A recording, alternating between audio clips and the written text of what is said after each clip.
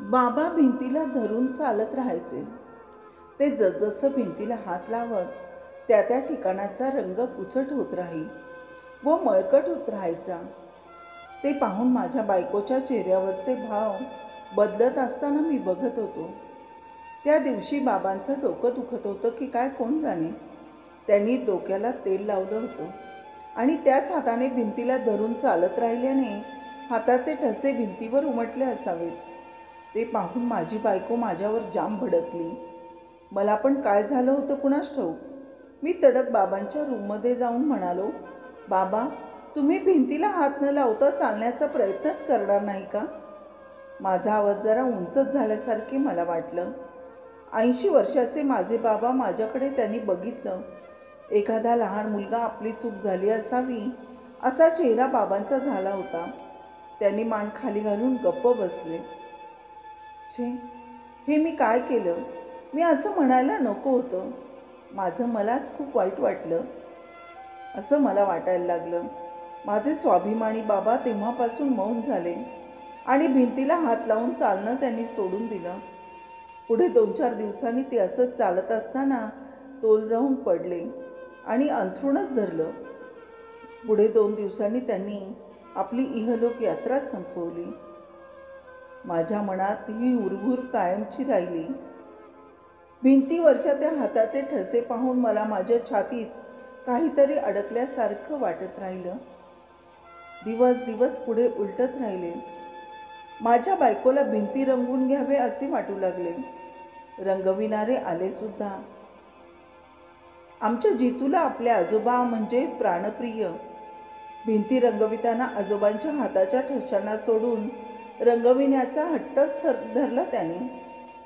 शेवटी ते रंगकाम करणारे म्हणाले, सर तुम्ही काही काळजी करू नका. त्या ठशाच्या भोवतीने गोल करून छानपैकी डिझाईन करून देतो. तुम्हालाही आवडेल. शेवटी मुलाच्या हट्टापुढे काही चाललं नाही. पेंटरने व्यवस्थित ठसे जसेच्या तसे ठेवून भोवतीने सुंदर डिझाईन करून दिला. पेंटरची आयडिया सर्वांनाच आवडली. घरी येणारे पाहुणे मित्रमंडळींना पण आवडलं. त्यांनी या कल्पनेची खूप स्तुती करून जाऊ लागले आणि पुढे जेव्हा जेव्हा भिंती रंगविण्याचे काम होत गेले तेव्हा तेव्हा त्या हाताच्या ठशाभोवती डिझाईन बनविला जाऊ लागला. दिवस, महिना, वर्ष पुढे सरकत चालली. जितू मोठा झाला. त्याचं लग्न झालं, मुलगी झाली. तसं मी बाबांच्या स्थानावर येऊन पोचलो. बाबांच्या एवढा नसलो तरी 70ला येऊन लागलो होतो. मलाही तेव्हा भिंतीला धरून चालावं असं वाटायचं.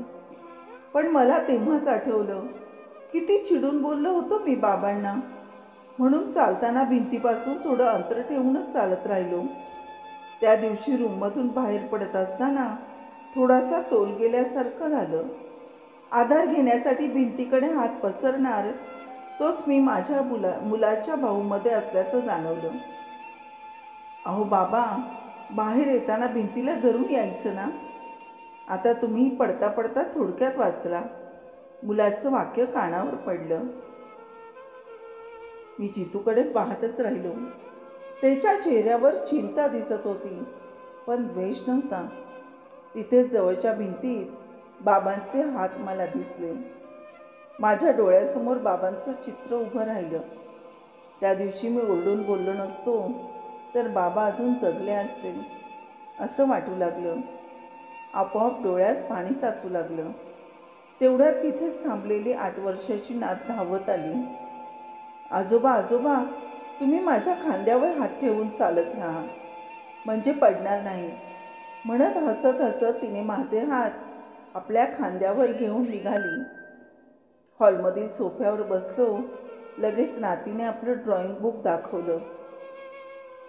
आजोबा, आज माझ्या क्लासमध्ये ड्रॉइंग परीक्षा झाली. मला फर्स्ट प्राईज मिळालं असं म्हणत ड्रॉइंग बुक दाखवू लागली. हो का? अरे वा, दाखव बघू कोणतं ड्रॉइंग काढले आहेस ते. म्हटल्याबरोबर ती ड्रॉइंगचं पेज उघडून तिने दाखवलं. आमच्या भिंतीवरच्या बाबांच्या हाताचं चित्र होतं ते. तसंच काढून भोवतीने सुंदर नक्षी काढली होती. ती म्हणाली, टीचर म्हणाल्या हे काय आहे? म्हणून मी सांगितलं हे माझ्या बाबांच्या हाताचं चित्र आहे. आमच्या घरच्या भिंतीवर हे चित्र कायमचं कोरून ठेवले. टीचर म्हणाल्या, मुले लहान असताना असे भिंतीवर चित्र काढत असतात. भिंतभर रेघोटे हातापायाचे चित्र काढत राहतात. मुलांच्या आईवडिलांना त्यांचं कौतुक वाटतं. त्यामुळे मुलांवरचं त्यांचं प्रेमही वाढत राहतं. टीचर आणखी म्हणाल्या, आपण पण आपल्या वयस्कर आईवडिलांवर, आजी आजोबांवर असंच प्रेम करत राहायला हवं. तुम्ही आजोबांच्या हाताचे ठसे अजूनही तसेच ठेवलेत. हे खरंच कौतुकास्पद आहे. आणि तू तसंच चित्र काढलंस, त्या मला व्हेरी गुड श्रेया असं म्हणून त्यांनी माझं कौतुक केलं. असं श्रेया गोडगोड बोलत राहिली. तेव्हा मला माझ्या नातीपुढे मी किती लहान आहे असं वाटू लागलं. मी माझ्या रूममध्ये आलो, दरवाजा बंद केला आणि बाबांच्या फोटोपुढे येऊन, मला क्षमा करा बाबा, मला क्षमा करा असं म्हणत मन हलकं होईपर्यंत रडून घेतलं. आणि वरचे वर असंच रडून बाबांची क्षमा मागत राहिलो. ही लघुकथा तुम्हाला कशी वाटली नक्की सांगा. धन्यवाद.